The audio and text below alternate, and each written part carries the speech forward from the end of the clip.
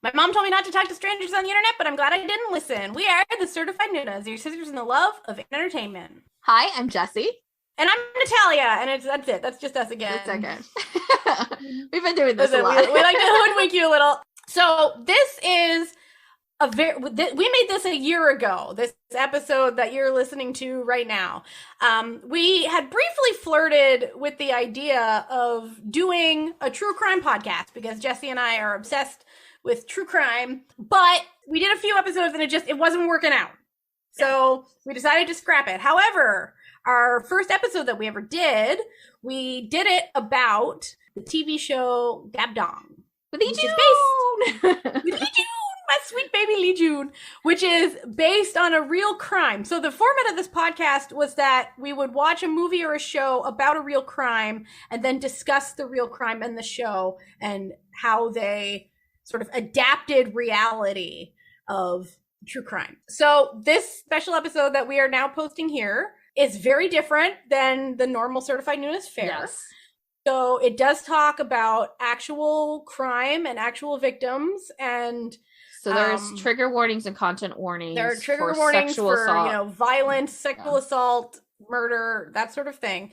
So just wanted everyone to know that that's what this was and to not be confused when there's like a different intro and everything because this was just a little experiment we did and then we decided not to after a couple episodes. But we wanted to share it because we realized, hey, this is relevant to It is. It's a Kdrama. Our interest to the Kdrama. And maybe this is like showing up like after we just did a deep dive of Lee Joon, potentially. Maybe. So if you really you need to know more about Lee Joon, which kudos. I approve. Natalia approves. This is the episode for you. So anyway, without further ado, please enjoy this episode about Gabdong. And since this has a very different intro, you cannot find any of those socials or websites anymore. So it's always just Certified Nunas. It's the same as it always is. We hope you have a good time. Stay safe and enjoy this very special episode about Gabdong. Bye. Bye.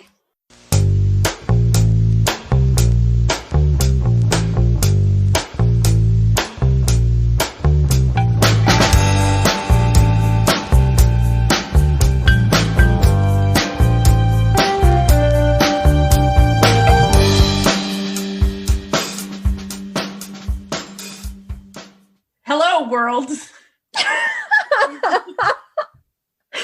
so awkward.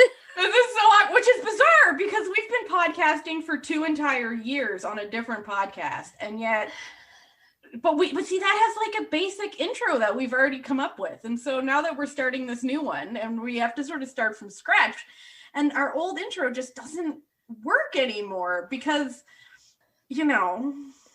this totally different subject matter. This is what's weird about this whole thing is that this seems like the first day of recording, but it's not. And it's in this weird gray area because it's new as in this is kind of a new format and topic and stuff to be discussing. And generally it's probably going to get a completely different crowd than we have on our other podcast. But I think what's throwing us off is that it's still you and I doing this. And on top of it, what we decided to pick for this first episode relates to the old podcast. So we're in this really weird middle ground where we don't know what to do, and it's very awkward. So I guess let's just start with welcome to the Good Time with Crime podcast, a brand new podcast that we're coming up with to talk about true crimes and the shows and movies based upon them. So basically, the two of us, we have another podcast. If you already listened to the Certified Nunas, you know that we are avid Korean drama and Japanese drama and Thai drama and Taiwanese drama and Chinese drama watchers. And if you're here from the Certified Nunas, welcome. Hi. Hello. Welcome. Good to see you. Thank you for coming to listen to us. But for this one, we wanted to delve more into the other thing that both Jessie and I, oh, by the way, my name's Natalia. I'm Jessie. Yes, sorry, we didn't introduce ourselves. We're gonna do better next episode, I promise. Yeah, we'll try. We're doing our best here. So we want to bring our other passion to light in this new project that we have with the Good Time with Crime, and that is horrible true life crimes. Not committing them. We're good people, but well, mostly we're, it depends on the day, but we want to, we like watching shows about horrible things that people have done, documentaries, movies, fictionalized versions. We love it. So we were like, hey, we should do that because it's fun, and we like to have fun. Yeah, it will also give us like a different outlet, because we have spent a lot of our time on our other podcast, and even though this podcast essentially will still have kind of the same kind of like time commitment, because again it's watching stuff, but I feel like with the other podcasts it's just kind of like we were always constantly talking about Asian dramas and music and then watching them specifically for it, and it just became, not that it's like a bad place, but just became sort of a something more that we place. just needed like an outlet to not talk about that and kind of dive into, especially with like specifically our end, our favorite things and the things that we prefer to watch. And it was actually part, like some of the, I would think the reason why we clicked so well in the very beginning, because we started to realize that like our viewing habits like lined up in ways that weren't really necessarily close to the other two. Yes, and that is murder. Big fans. Not like big fans of actual murder. No. But like big fans of murder and TV and learning about murder. Murder is wrong, folks. We have an interest in it. Yes, an interest in crime. But I feel like, I mean, especially now, a lot of people have come to the realization that you're not very alone in that. Like, I feel like earlier it was like kind of taboo.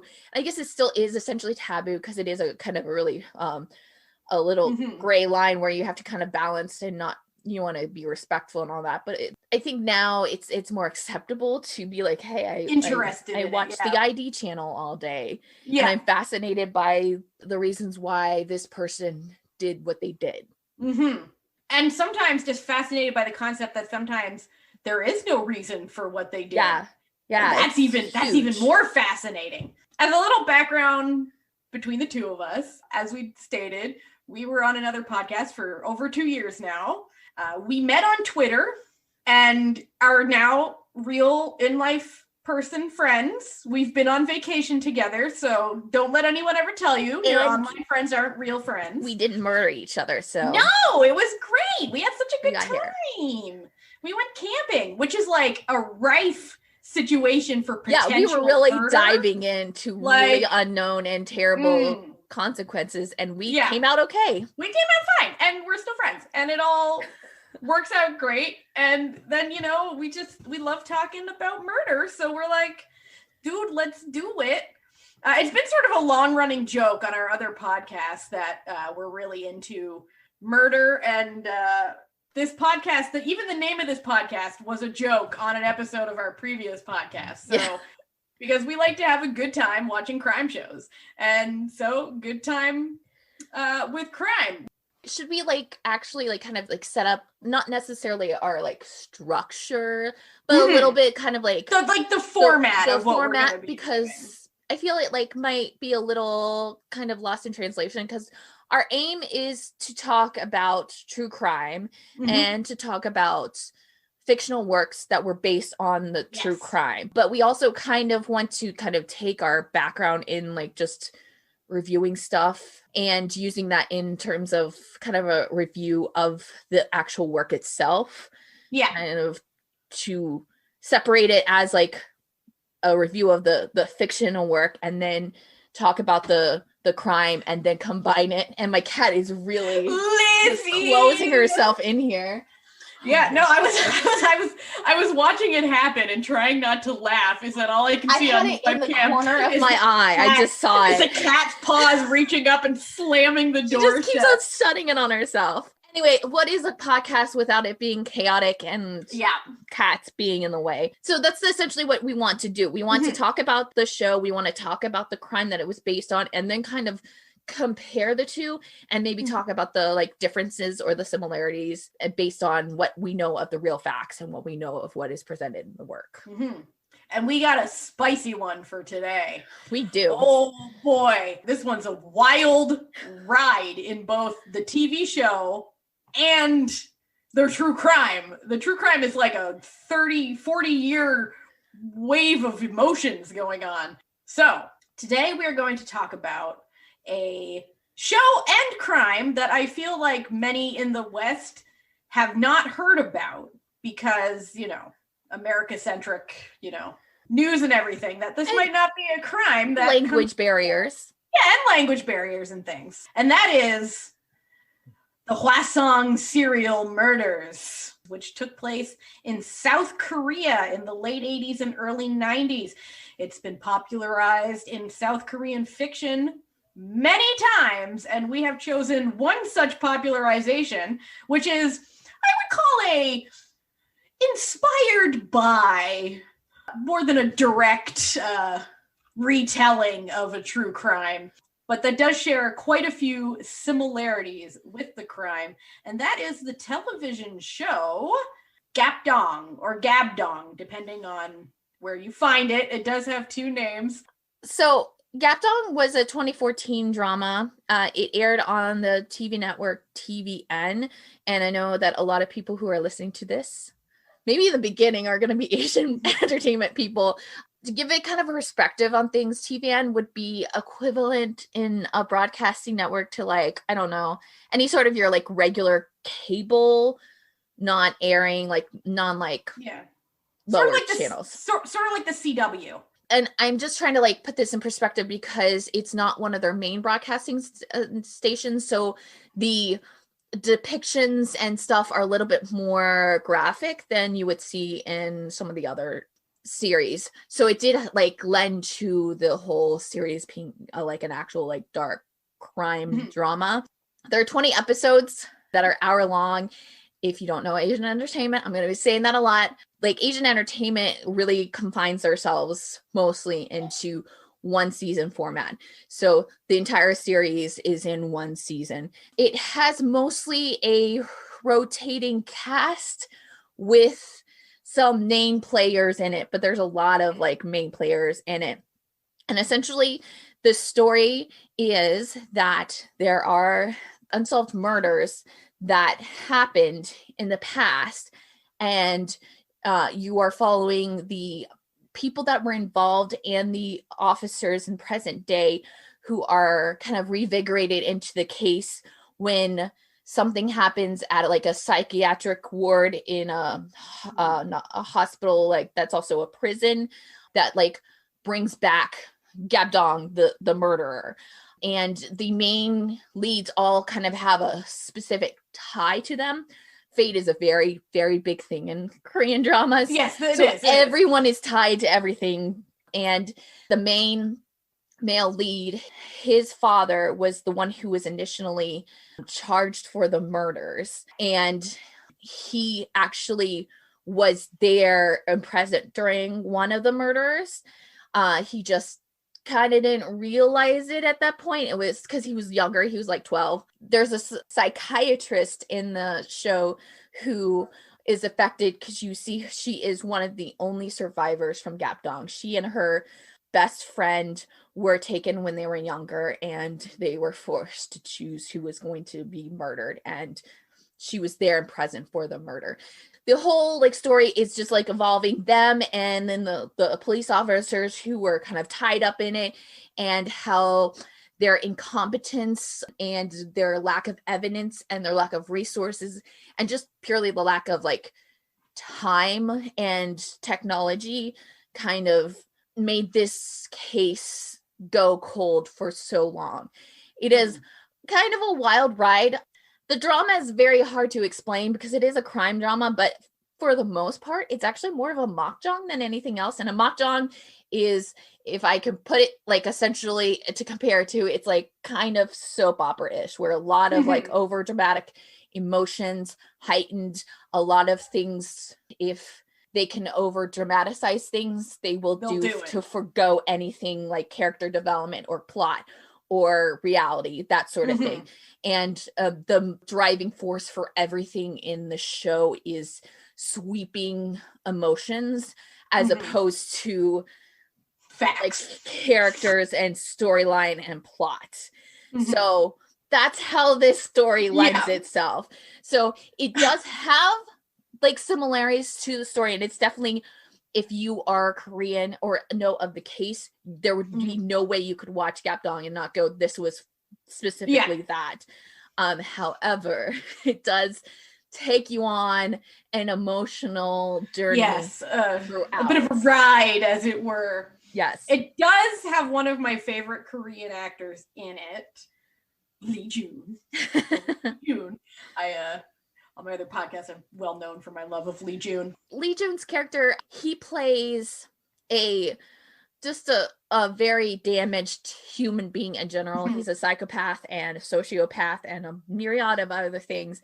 And he is a young guy who's completely obsessed and fascinated by Gapdong and wants to be him.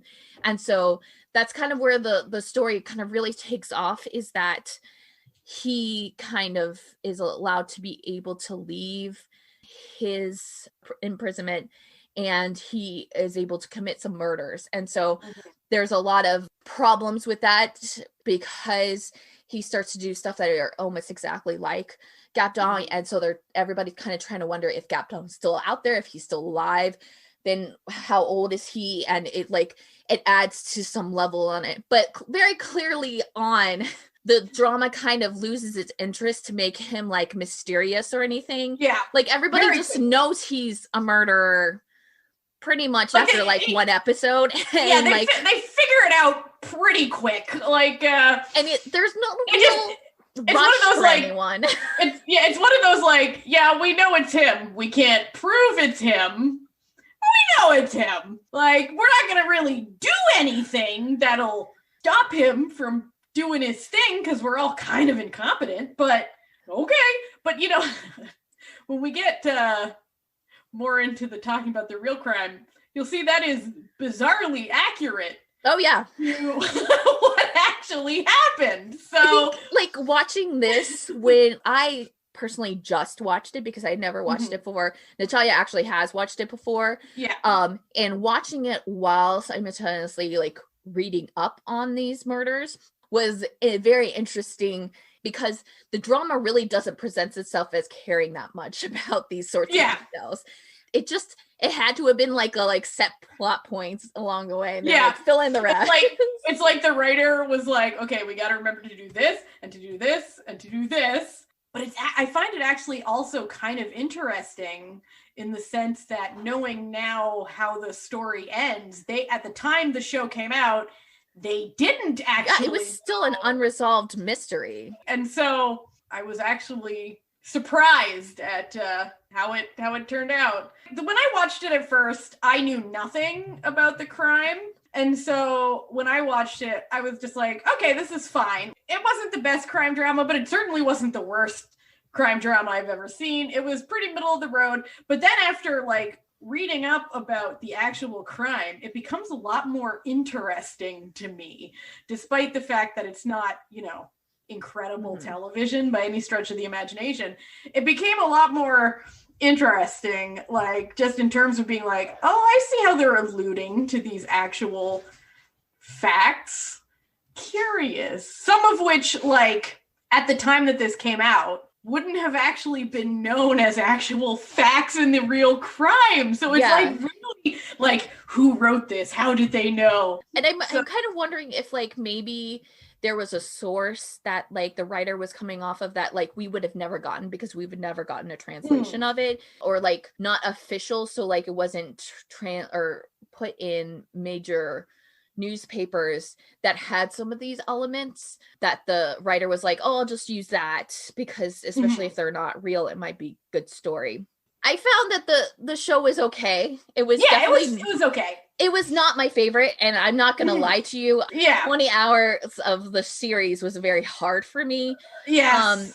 I would say the line of it's so weird because it's got a really messy plot and it does not know where it wants to be. Besides the like little things about the murders, it really doesn't know what it wants to be, because it like keeps on shifting its focus, because there's like a section of the show when it's like decided it wants to like focus on the psyche of murders and that sort of thing, and then before that it was completely not even a like relevant topic for them, and then it gets out of it and then it comes back in. They like to heighten like other things. They are not really good at the thriller aspect because they keep on going to a certain point and just run into a wall. There are times when you're like, oh, is this person supposed to be like the killer maybe? Then they just decide they don't want to write anymore of like the elusiveness of it, so they're like, no, it's not, and they just like walk away.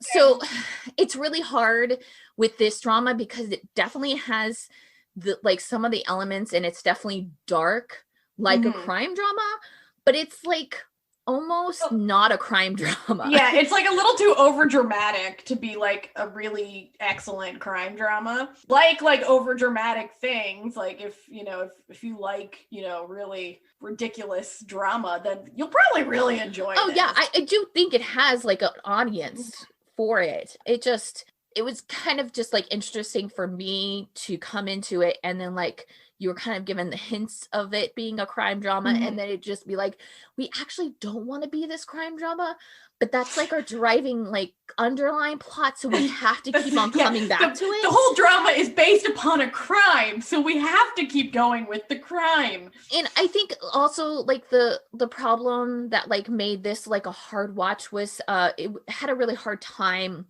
if someone was an established main lead and they had a lot of screen time.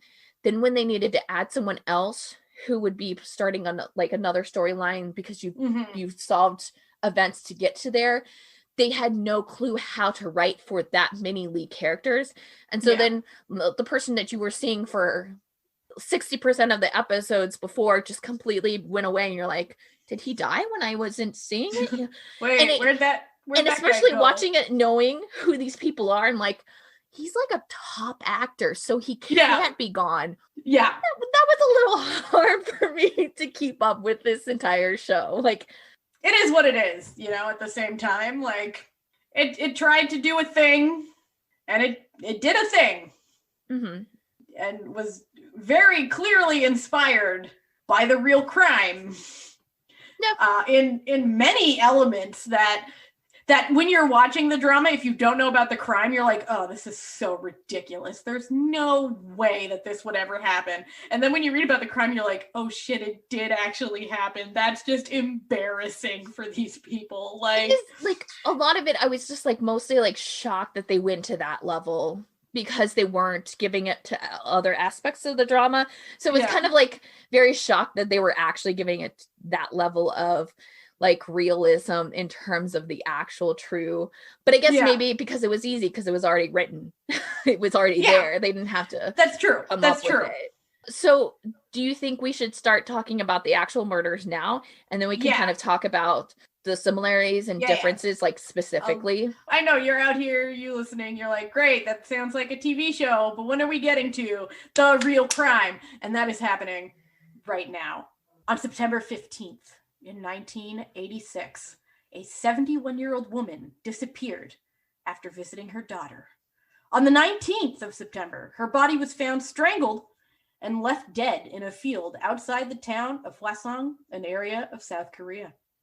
In October, a 25-year-old woman disappeared after getting off a bus after a blind date. Her body was found 3 days later, abandoned in a canal, similarly bound, this time raped, and also, of course, murdered. In December, another 25-year-old woman went missing from in front of her house.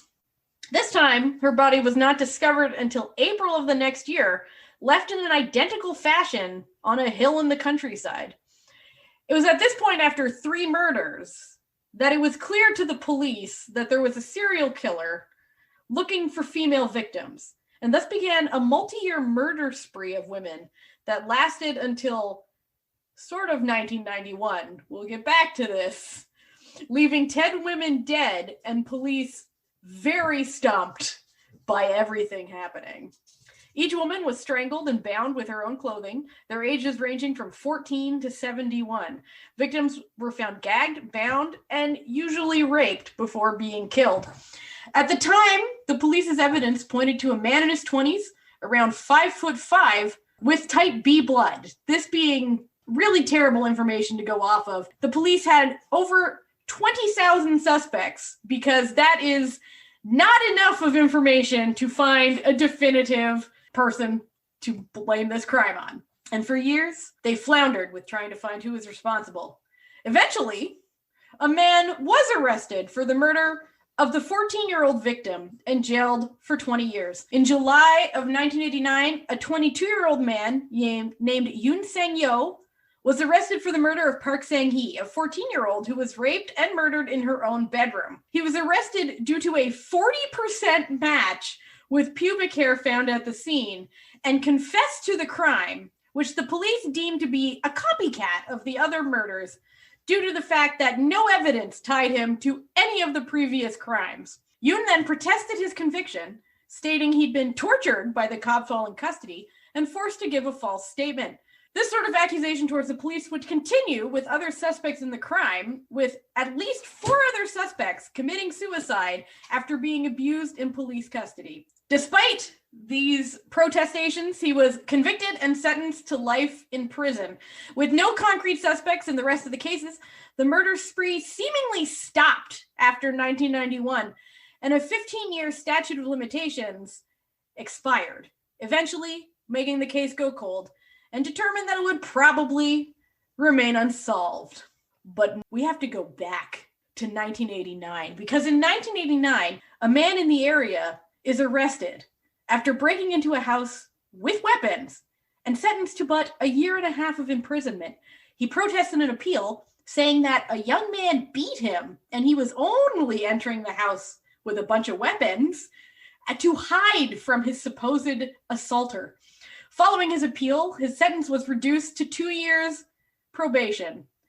In 1993, this same man is arrested again, this time for the rape and murder of his 18-year-old sister-in-law following his wife leaving him.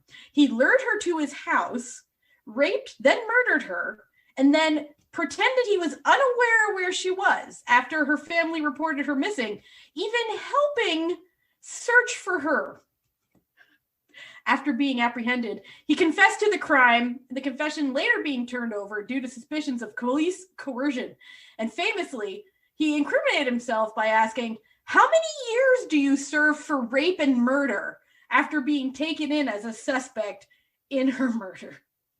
Despite the confession being turned over, he's convicted with a death sentence for her murder, which is later reduced to life in jail. For 25 years, the two crimes seem wholly unrelated, and until 2019, the DNA and the Hwaseong murders were run again for advanced analysis, linking them to the man who is currently in jail for the murder of his teenage sister-in-law.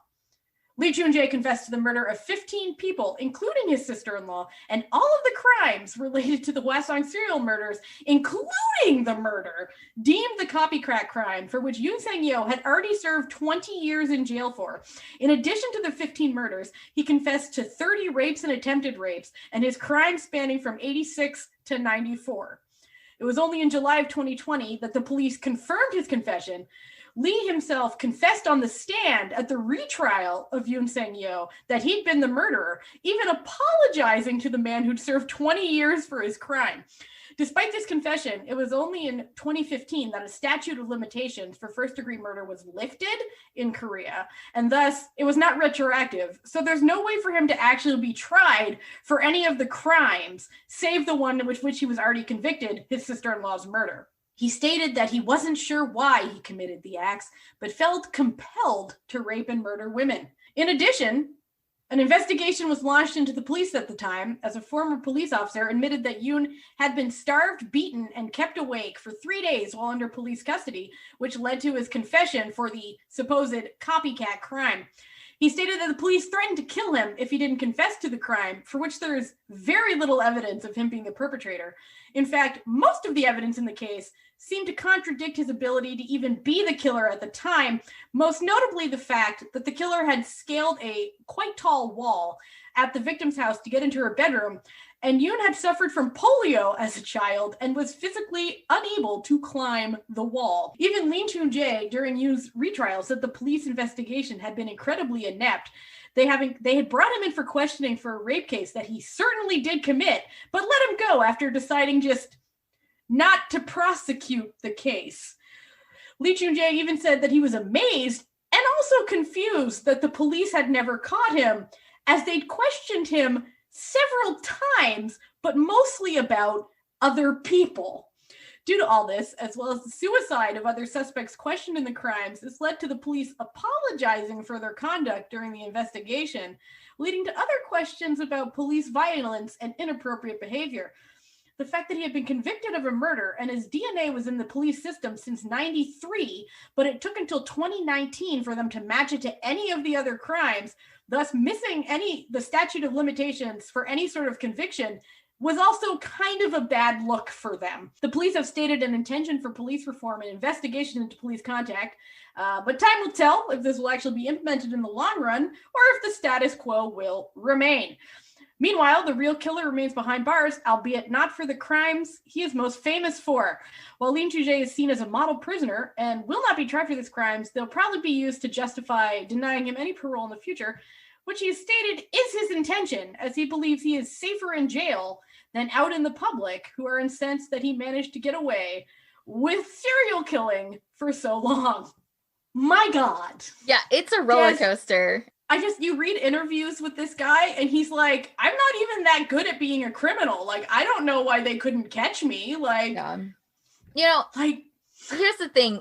It's really, he kind of, like, if you look at the whole grand picture of everything, we can claim incompetence, and there was police incompetence in this, but it's also kind of a product of the time, like the year that he started killing, and also the location, because at the time he was killing, there was no DNA that like there was nothing to like work on. The like advancements in DNA were not a thing, specifically in Korea too, because Korea even got later than most of the world. Like Korea had to send their samples to Japan to get tested before they had the technology. Also, he was killing in remote areas, so there wasn't any sort of like amount of police that could really be on guard and watching. South Korea is known for having one of the lowest serial killer death rates, and so when you have those three things kind of put together, yes, we don't know how he got away with it. But also, we also kind of know. You can kind of see that he was just at the right place at the right time. He was the luckiest serial killer that ever lived, essentially. Yeah.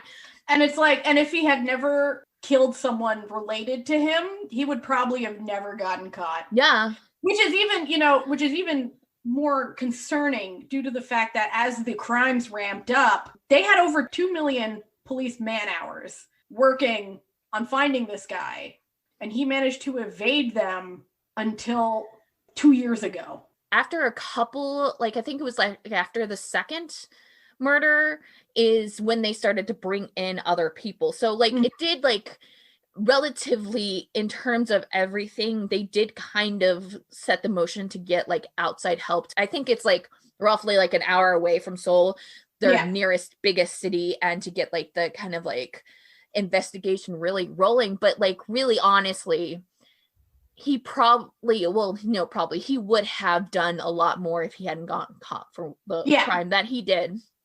And it's just so fascinating, like him as a human being is a fascinating psychological case study, because he also kind of seems like one of those people who could just like stop killing and stop doing all that stuff and kind of just live the rest of his life. Yeah.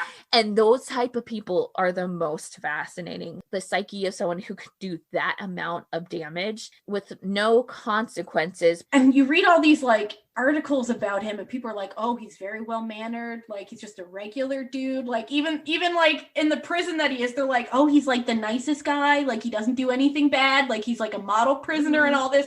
And you're like, dude, murdered 14-year-olds in their bed after raping them. Yeah, it doesn't matter if he was like really nice. Yeah, and there's, it's so funny because I always like watching these sort of fictionalized like serial killer things where they try to come up with a reason why they're serial killers. Like, he wanted to kill prostitutes because their mother was there's nothing like that here. He just woke up one morning and chose violence. Yeah, that's where I find it interesting, and this is kind of like part of the reason I like true crime a lot. I like to see how things affect, and like there's just like the drasticness of people who like maybe murder in the heat of passion, as opposed to someone who, like him, obviously there's something wrong and there's like an imbalance in his actual system that he is wired this way. And it's kind of fascinating to like think about how like different he can be from other serial killers, and the differences that his brain did to sabotage him, essentially not giving him, like, he's still a murderer, he still did what he did. The whole case is fascinating, but like at the same time it's just so like all these elements are just like so predictable at the same time, where it's like, oh, a bunch of women get murdered and police bungle at every stage and abuse their power for suspects who had nothing to do with it, leading to false confessions and suicides. Like, it's one of those things that, like, when you start to really kind of look into this stuff, it's everywhere. It's no country, no one's safe from this type of thing. We see it here all the time too in North America, but like it is hard when you're kind of reading up on those things and like just seeing kind of the incompetence of like police that could have led to people not suffering, like, some of the rape victim who is suffering in silence because she lived through the entire thing, and the families, and how this really could have been solved in a different way, but also kind of in the back of your head knowing, maybe it couldn't. It sucks because it was the wrong time to ever be able to. What I find so frustrating is that they had the guy so early on for an unrelated charge and they chose not to prosecute it. And you're just like I know hindsight's 2020. Yeah. But like when you read this, it feels like the guy wasn't even hiding. He was shocked that they didn't book him.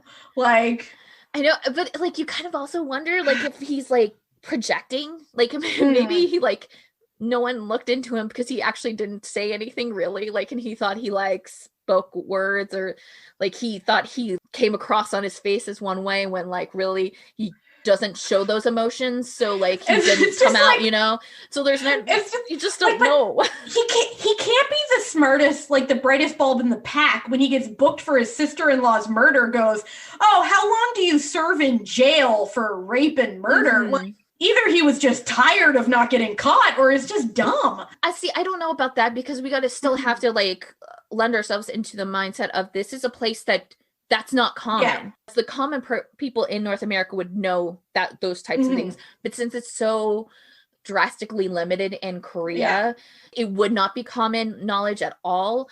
I did read a lot of that town or that area. Basically, their education level wasn't past elementary school. Yeah. So those two factors, I think, really do have to like be known and talked about in regards to him not knowing those types of things, because he actually probably would never have known those things, and he wouldn't have like access to television and to be able to read newspapers and that sort of thing. It's hard because you're like so empathetic for like all the victims and all like the people that were wronged in this case, but then you can also go like, I can see where it's like fucked up, and there have been things that have been changing after this case and just through advancements in technology and that sort of thing. When we get into like the similarities between the crimes and the show, it's actually kind of fascinating what they went with. A big part of the drama, which came out sort of even before it was proven in court, was how much that police incompetence and police sort of brutality led into false convictions and damaging the community. Like, so the main character's father was mentally delayed. Like, I don't know what the proper term would be, but he was, probably had about the mental capacities of an elementary school student, I would say. And so he gets accused of the crime, despite the fact that nothing really lines up to say that he is the perpetrator of this crime. But this one cop is so convinced that he is willing to beat a confession out of him, even though the man didn't do it, and also doesn't have the mental capabilities to even know what he's confessing to if he does confess. And so he does end up killing himself and dying. And so there's this, long-held grudge from his son that this police officer ruined his life, but the police officer is still convinced that his dad was the one who did it for, even 20 years after, despite there being no evidence of that, which, Well, he also decides, in the first 2 episodes that the son is also a perpetrator. And then that quickly just, they decide they don't want to go that angle, and it just goes away. And then, the show moves along. It's kind of hard because it's such an overused trope in crime that, like, it's like it's a similarity because obviously it's coming from like the truth about like, police just like kind of seeing that one target and that's it, and kind of blurring out the rest of the world. Also in the drama, it's like kind of like one of those like, oh, it's one of the tropes that we have to put in. Yeah. It does kind of talk about like how he was treated in interrogation, because that's also what Yoon suffered for in interrogation. And I did read at the time that he was doing that. That was standard police procedure in Korea to do that sort of thing. That's kind of how Yoon was convicted, because he was like 3 days in of not having food and water and being beaten into submission. And he was like forced to stay awake. He wasn't allowed to sleep. And so he had no other choice. I would assume that maybe the drama just knew that was a thing in the police force, because at that time there was kind of like more of a reform for stopping that sort of thing at the time that the show came out. So it was probably like their intention to kind of show, especially because the drama is set in the same kind of time period as the real murders. So at that time, that's how the police force would be going. But it really kind of just drives home the incompetence of the police in that respect, like kind of like the alpha male, like being like, I'm the one who's right and you're wrong. And it doesn't matter that like, if I don't actually like do the research and the work, I might be wrong. And there's also the sense of like othering that you can really see in most police forces, where it's like, this man wasn't picked because there was irrefutable evidence that he'd done the crime. He was picked because he was weird and was different than everyone else in the town. And so he was kind of an easy target to be like, aha, there's someone who's abnormal, and abnormal people murder women. Yeah. And at the time there was pressure from the public itself to feel safe and feel comfortable, and there was like this rush to find the person who did it, and that results into these really sloppy cases, because it's a problem just in, not even just in like the police force, it's a problem in general society, where like as long as you have someone convicted for it, you're fine and you can move on, even if it's not the right conviction, even if that means that the person is now serving like jail for this one crime and the person's still out there to murder. But it doesn't matter, you've already got like that sense of closure in your brain. And so I think that was like also kind of shown in this, that was just the public and just kind of in general the like police department being like, this is really fucking up our image and we need to get this cleared and we have to find a solution to this. And you can see how someone like Yoon was convicted of it with barely any evidence, because he was disabled. He, didn't have anyone to like stick up for him. And it's, it's very easy, like in hindsight, to be like, how could they even convict this dude? He couldn't climb the wall. Like he could, like, I know, physically. And yet it was very easy for them to do it, because at the time the public wanted someone to be blamed, and he couldn't prove that he hadn't done it. Yeah, that's true. And I think like it's also kind of like our like Western privilege of advancements in crime and just like our knowledge now is people in 2021 who actively follow crime, and we just were like, well, how do you not? And like, I'm not saying that there wasn't police incompetence, because there was definitely stuff even that like didn't matter even for police, the time. Even the police have admitted, even for the time, like this was done poorly. But there are also things you're like, but like, you gotta remember, yes, we would go in and we'd be like, this has got to be wrong, and why are they doing this, if we were interrogated like that. But like, if your knowledge of life is that you've like only gone to elementary school, it's already kind of been stated in papers that he wasn't very sociable, he didn't like go out very much, so he didn't like have access to anything to like kind of like the knowledge that we would have on things. His knowledge and all that stuff would be completely different than us, and it's very it's kind of very hard to like sit here and be like, well, we would have been like this, and it's like, that's kind of us being ableist in our own right, that way, and like you know, privileged and entitled because we have the resources that were not given to this guy. And I can see very easily how he would have gotten tangled up in it. It's like, and in very much the same way that in the show, the main character's father gets tangled up in it. Because it's like, here is a disabled person living in a place where disability is not understood, in a time where, you know, if you're disabled, you're not even considered really human. And, you know, it's very easy to shuffle the blame on someone if you can just say like, well, you're no better than, you know, an animal because you're mentally or physically disabled. And so let's just, you know, you're different than everyone around here, so it must be you. And you'd like to think that, you know, in the modern era, like, these things they still happen. It still happens all the time. Sure. And that's just unfortunately the way it is. And but that wasn't the only similarities in the show. For example, the red outfits thing. That was interesting. It was speculated in the real crime that if you were out after night and wore red, that was what made you a target. Turns out it wasn't at all.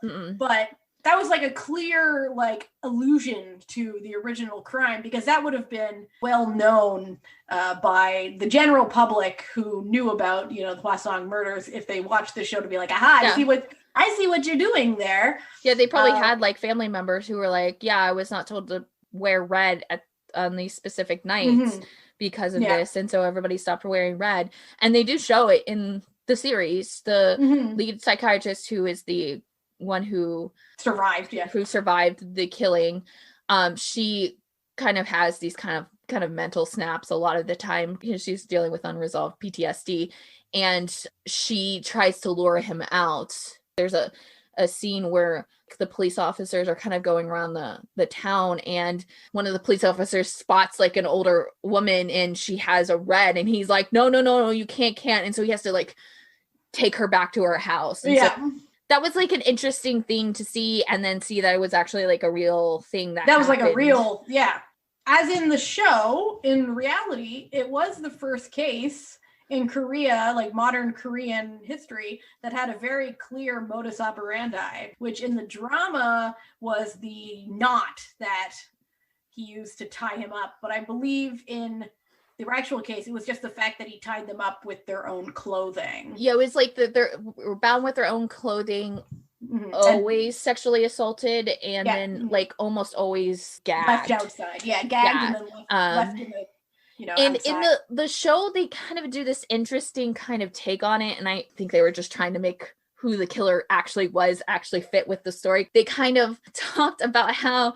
he had this like knot and that sort of thing, but then they like shifted it on to focus on that he had to have had an MO because there was clearly a difference in between killings, and so he had to have known about his MO because at that time, like, police caught on, there was like a bump in the investigation that like someone was gonna die, but it wasn't him who did it, and he found out about it, so he had to like change his MO to like equate for that. And like, it was a really weird little like tie-in just to say that he has this MO. Also, Lee Joon's character is really obsessed with it. It's one of the first things you see with him in the drama is that when he's still in the ward, he sees who he thinks is Gab-dong. They're at like I don't know, they're making pastries or something. I don't know. And then, so they're like boxing them up and he's like doing the knot on the box and he's like, you're Gap-dong for real because it's that knot. I love you, you know? Yeah. And, you know, they even riffed off the actual murders somewhat with the actual, like, the way that the women were murdered was actually done on the show. So it's like, it was very clear allusions to the real crime. I think this is the one thing that like Gap-dong was missing in terms of like the differences in the victims, and they kind of show it because when you see the first person to die, it's the girl and she's like, I don't know, very young. Very young in the show. And so they show, you know, she dies, her friend dies, and then you kind of see some of the other victims that happen because of Gap-dong, but they don't go really past like a 13 to like 25-year-old gap, which is like what was like kind of really interesting in terms of Gap-dong case, the Hwaseong case. That his the ages and the types of people he was victim, it spans so drastically, and that's not a normal thing if you follow in true crime, and like psychologically that's not a thing, especially when it's tied to sexual things. Usually like there's an age gap and it doesn't fall past that, but there's like an age range, and which makes it like really sort of obvious that these were all like crimes of opportunity. He was walking, he saw someone by themselves and was like, fuck it, I'm gonna rape and murder this person right here. And then you can sort of see it escalating, because at first it's like just an old woman walking on the street alone. Next it's someone that, you know, the next two are people who are abducted from bus stops where they just got off the bus alone. Then he kidnaps someone from in front of their house. Then he goes into someone's house and murders them, leading up to him luring someone to his house and murdering them, which is how he inevitably gets caught. So you can see like even like the escalation of like his, you know, daring as he, you know, keeps getting away with his crimes. You can see how he escalate over time, and that it really didn't matter. They just had to be female and alone. The statute of limitations is really interesting in this case, and it's affected in the drama as well. Part of the drama, you see them do kind of last minute things to try to get an extension, and essentially they find stuff that is a loophole essentially. But the statute of limitations is kind of interesting in the Hwaseong case because there was such a lack of it, and because of this crime things changed. You talked about it a little bit at the time of the like actual murders that he did. This statute was 15 years, so the murderer had 15 years to be out on the run, and if it doesn't get caught in that time, nothing can happen to them. The statute of limitations expired for this case in April of 2006. And then a year later, they actually extended the statute of limitations because of this case to 25 years. And just in 2015, they actually did another ruling on statute of limitations and completely taking away they abolished it for first degree murder. So if you're charged for first degree murder, there's no statute of limitations. And it was a unanimous vote. And this is like directly because of all this that happened. Unfortunately, it's not a retroactive law, so it's only from 2015 and onward. So he still cannot be tried and recharged for his crimes. However, he's already in life imprisonment, so they got him. It's kind of sad too, and I think that like probably also was kind of a driving force in this too, because I imagine if you're like a person who's trying to like convict this or try to find the perpetrator, and you're already 5 years in, and you're like, oh no, there's only 15 years to find this, and we're already at 5-year mark. There's like probably never a chance, and like that knowledge of it has to also impede your like focus a little. I always hate statutes of limitations. It's like it's so it's bizarre. Essentially like you're saying you were just so good that about not getting caught that we were going to reward you by not catching you. And I like, just in my statute head, of limitations, they always like I get it for like petty crime and whatever, because it's like whatever. But statute of limitations for like violent crime has always confused me. I feel like it does a great disservice to victims of violent crime. Oh, it does. Like, for example, like in the States, I think it's like 8 years for rape. But like, if you get raped, you have to have that for the rest of your life, you know? Yeah. And so after 8 years, basically it's like the law saying, oh, we don't actually care. And especially because you hear it's not an abnormal thing for someone to commit a crime after that too, you know, like it doesn't help things. It's not like after like 15 years you're like solidly he's not going to do it again, when in reality he's just going to do it again. Or like what if like during those like most of those like years he was sick or something and then got better, and so you're like you got sick so you had to slow down, or he moved to another jurisdiction and was doing crime there, you know, like got caught for another crime and was in jail during the entire time, and so he couldn't keep up. It's very weird. I didn't actually read up on this, but I would just assume for when the limitations turned from 15 to 25, that was around the time that Memories of a Murder happened, the movie. And that movie was one of like the defining works of like fiction that's based on this case that like really got the general public interested again and like kind of focus on it. And it's just so sad because it's like Memories of a Murder happened, and then still even after that happened they couldn't get him. And that 2006 mark, public was like, I don't like this 15-year thing, so maybe make it 25. And you know what? I find it little sus of the guy who's being so forthcoming with all of the details of his crimes now. Waited until just after the new statute of limitations was over in order to be like, oh, it was me. It was me the whole time. It's actually rare to get this sort of like justice for people who are wrongly imprisoned for crimes. Mostly you hear about how bad things happen to people who are unjustly imprisoned for crimes. Like they die in prison and then, or they're put to death with the death penalty. And then you find out like a year later, like, oh, it wasn't them at all. So it's quite nice in this case that Yoon is getting actual justice, because he is also a victim. Even though he wasn't murdered, his life was also ruined by this rape murderer. Like kind of honestly twice, like because he was convicted and then served and was out, and then this all like unfolded again, so he was brought back up into the news, and they had to do an actual retrial to overturn his conviction. And so that like, he would no longer be an ex-con. I like that there's like this sense of like taking that all back and like focusing on what was wrong and making it right again. However, the guy served his complete sentence, was let out. He just wanted to kind of work and not keep living in it. And even with this like thing that is kind of like a positive thing, it still just pushes him back into reliving what happened. It's like on the other hand, you like look into why Lee Joon confessed to it is so that he wouldn't get parole, because he was scared for his life outside of prison.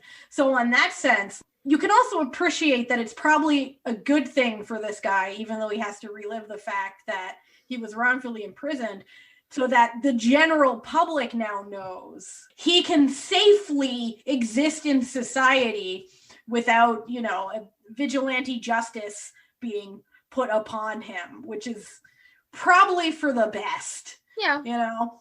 This is like the kind of craziness of this entire thing, is that like not everything about this murder has been translated. So there's a lot more that we're not getting just because we don't have the translated pieces, and Google Translate it is never a source. Don't use it as a source, please. No.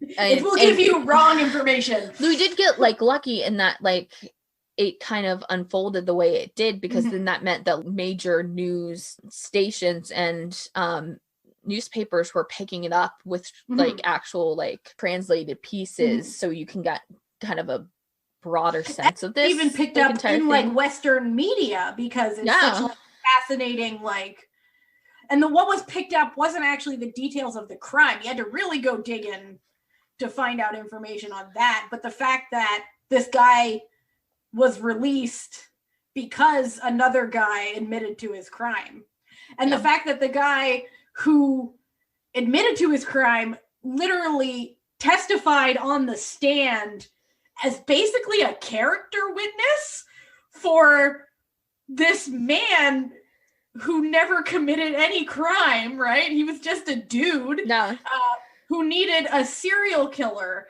to get on the stand so that in the eyes of the law, they would know that he was not a child rapist. Like, how wild is that? That his like future safety in society relies on a serial rapist murderer agreeing to get on the stand and being like, yeah, it was me. I done did it. This all happened within the past 2 years. Yeah. Like this is a recent news. Like, he only got fully overturned like last year. It was like October of last year. I think it was like the specific time. Like, imagine your whole life just, and then just imagine like all the people who suffered through like their loved ones being the victims, and after like 30 years, it's finally happening. At 30 years, you're probably never expecting anything to happen. You're expecting just to leave the earth without knowledge. I'm glad that it did come to light. I'm glad that like there's some peace for the people who were victims and loved ones of the victims. I think that like, even though it doesn't help all the way, I think it helps like at least a little bit, especially to know that they have the guy. Yeah, to know where he is, and he's not just killing like someone else or raping someone else. Your next door neighbor or something, you know. If you want to watch other things that are based, so as mentioned, there is the 2003 movie Memories of a Murder, which was until literally October available on Amazon Prime, and I think it got pulled because of all this that happened. I don't think so, because I did see a tweet, and I can't remember for what, and I forgot to put it down, so I'm sorry that I didn't do the research on this, that I saw it was coming to a platform that I didn't know, but people seem to know, and I think it was like one of those platforms like Sling or like one of like the little ones. Like the little platforms that are still like not major Amazon or Netflix, and coming in sometime this year. So I do think there's no way that it won't be accessible, just in the fact of like the case being the way it is right now, and then just Bong Joon-ho in general. Like you can get it on like DVD and Blu-ray on Amazon or whatever. Like it exists. But I mean, like especially with Bong Joon-ho being who he is. I just found it so sus that it had been available on Amazon Prime until the guy's conviction got overturned, and then it was like suddenly gone. I was like, wait. I wonder if like, because maybe they were trying. I know Hulu bought all of the rest of his movies, so all of the rest of his movies are on Hulu, like Parasite and Host and that sort of thing are there. I wonder if they just had it for so long and it ran out, and then like it ran out, and someone was like, yoink royalties. Like, it fell on the top of those things. Whatever. You know, you guys have to put in your calendar, set a date. You can't let this go. Re-up that like contract. There's also a 2012 film called Confessions of Murder, and then there are two other dramas that reference it, though they are not exactly the main point. No, both of these dramas go through several different killers. So at one point during one of the stories, it's based loosely on these two dramas are more crime dramas. They're both a little mystical and do both involve time travel, which I think is so bizarre, but they're both pretty good. You're really selling these really like well. No, trust me, they're great. They are, and I think they're both on Netflix. So yes, they are. Yes. So one is from 2016, and it's called Signal. It is fantastic. So and good. another one, it's so good. And another one is from 2017, and it is called Tunnel. It is also pretty good. But Signal, if Signal had been fully about this, we probably would have gone with Signal as the one that we picked as our main one. Unfortunately, it's only a small part of it, so we couldn't. But it is I actually highly recommend the drama Signal. Yeah, I do too. Like, if you're looking for something to watch, it's on Netflix, as we said, so anyone can access it essentially. It's just it's a really good drama. It's a really good drama. So those are both that. Unfortunately, you gotta dig a little deeper to find Gapdong. Sorry. Gapdong used to be on Netflix. It was on Netflix. I watched it on Netflix when it originally was on there. But I will say that, like, sometimes Netflix brings things back. It also could mean that it's in limbo and someone else is trying to pick it up too. Yeah. So I think there is a future where you can find it elsewhere. So, but hopefully, if you are interested in it, it will arrive back on Netflix someday, or perhaps on one of the other streaming services. With all like the popularity that K-dramas are having recently, I wouldn't be surprised if it does return, because that's true. And also, they've been adding a lot more older ones too. Yeah, so I wouldn't be surprised if it shows up in a new K-drama. This story essentially being worked in a new drama. Especially since this is so recent that all of this has happened. For sure. Anyway, thank you for taking the time to listen to the inaugural episode of Good Time with Crime, the podcast where we watch things based on real crimes and talk about the real crimes they're based on. We hope you enjoyed listening to us. Anyway, thank you for listening to us, and keep enjoying true crime. Bye. Bye.